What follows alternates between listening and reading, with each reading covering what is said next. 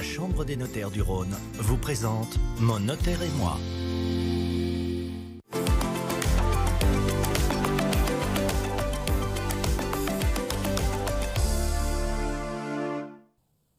Bonjour à tous, c'est Jean Berg, j'espère que vous allez bien. Bienvenue dans ce nouveau numéro de Mon notaire et moi.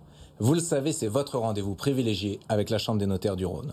Aujourd'hui, j'ai le plaisir d'accueillir Maître Frédéric Aumont, président de la Chambre des notaires du Rhône, qui va nous présenter la loi de finances 2021 et notamment les mesures fiscales. Alors bonjour Maître. Bonjour. Est-ce que vous pouvez nous expliquer quelles sont les mesures fiscales spécifiques au Covid qu'on trouve dans cette loi de finances? Alors, plusieurs mesures, plusieurs dispositions, à la fois pour les personnels, salariés, entrepreneurs, mais également pour les jeunes, de façon à aider un petit peu à passer cette période difficile. Est-ce qu'on peut justement rentrer un petit peu dans le détail sur les personnels de santé qui ont été quand même la front line de notre défense contre cette épidémie? Est-ce que vous pouvez nous présenter justement ce dont ils ont pu bénéficier? Alors en effet, les personnels de santé, on en a beaucoup parlé, ont été sur le front. Et donc pour eux, en effet, il y a un dispositif spécial qui permet d'exonérer d'impôt sur le revenu la prime qu'ils vont recevoir ou qu'ils ont reçue à hauteur de 1 500 € par personnel. Au niveau des indépendants, ils ont pu avoir des bénéfices? Alors également, les indépendants ont souffert, un certain nombre de commerces ont dû fermer, donc ils ont été très impactés. Et là encore, les indépendants ont la possibilité, lorsqu'ils ont constitué une épargne retraite, au travers d'un dispositif Madelin ou d'un plan d'épargne retraite, de débloquer par anticipation une partie de cette épargne pour faire face à leur train de vie s'ils en ont besoin, sans que ça soit fiscalisé. Ce qu'il faut savoir, c'est que normalement l'épargne retraite est bloquée jusqu'à la retraite.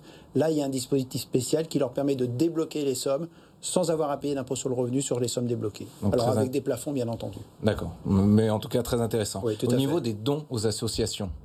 Alors là également, on s'est rendu compte que les associations étaient sur le front dans cette période difficile pour aider les personnes en précarité. Et donc là encore, vous avez la possibilité de faire des dons à des associations avec une défiscalisation.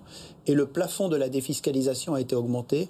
Globalement, vous pouvez donner jusqu'à 1 000 € avec une réduction d'impôt de 75%. Ça veut dire intéressant.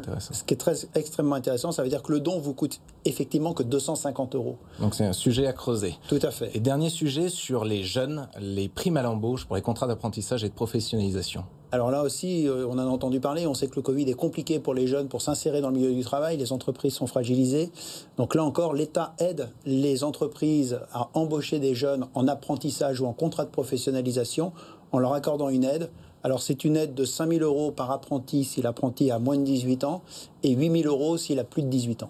Merci beaucoup Maître pour ces explications sur la loi de finances. Merci beaucoup à vous d'avoir suivi cette émission. Et n'oubliez pas, on se retrouve dans 15 jours pour un nouveau numéro de Mon notaire et moi. Et d'ici là, restez connectés sur BFM Lyon.